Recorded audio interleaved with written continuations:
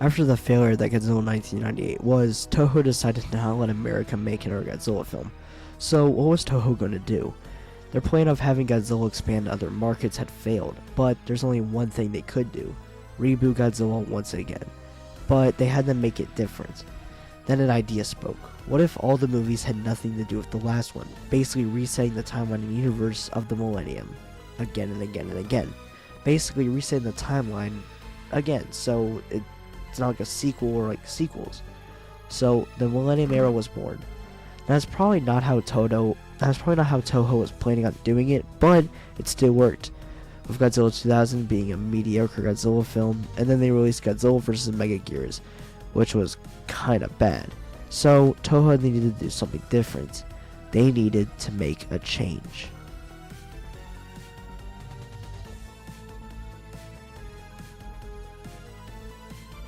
During the production of the previous installment, being Godzilla vs. Megaguirus, Kaneko was considered to be the next director for the next film, after impressing the producer Shogo Tomiyama with his work on the famed Gamera Heisei trilogy, widely considered to be some of the best kaiju films in the genre, even told to be better than most of the Godzilla films.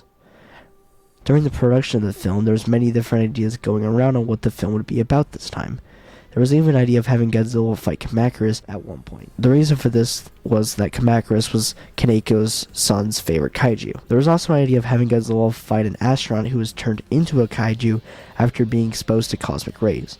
Then, the idea came across of having Godzilla fight 3 divine kaiju. In the original concept, the 3 divine kaiju were supposed to be Anguirus, Varan, and Baragon, which would have been a cool way to see the 3 goats be brought back. But they were replaced with more popular kaiju, being the new 3 divine kaiju being Ghidorah, Mothra, and still Baragon. But there was a problem that occurred during the announcement, as the announcement was delayed / cancelled due to Godzilla vs. Megaguirus' bomb at the box office. Despite that, the film went forward and was released December 15th, 2001, and was a success with a budget of 7 to 9 million yen, with a box office return of 20 million yen. So, GMK came out and is considered some of the best of the Millennium Era. But what made the film so good? To be considered one of the best Godzilla films to date, even after being released over 20 years ago. From the cinematography to the story itself, GMK is just a ride of enjoyableness. One thing most of the Godzilla movies miss out is having an enjoyable side from the humans as well as the monsters at the same time, with them usually needing to sacrifice one or the other.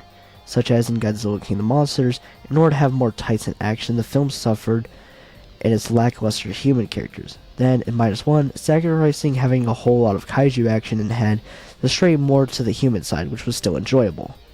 With GMK, it somehow was able to balance both sides and make both of them enjoyable, which can be seen in the Gamera Heisei series as well. Alongside this, GMK has a unique take on the usual monster versus monster fight style, instead of putting story and lore within, adding great detail to the films, alongside with adding lore to Godzilla. Instead of him just being a giant monster, he's formed by the souls of the ones who died in Hiroshima, who have came back to stop humans from letting it happen again. In the wider picture, GMK has no flaws in it, creating a masterpiece. In the long run, GMK has made itself a staple in the Godzilla community, and his legacy still runs on after all these years. Anyway, I hope you guys enjoyed today's video, and I'll see you guys next time. Bye. In the end, GMK holds a special place in my heart, just like it does with a lot of others. Hope you guys enjoyed today's video, and I'm sorry for there being a long break in between the video and the last. Hope to make more videos like these, and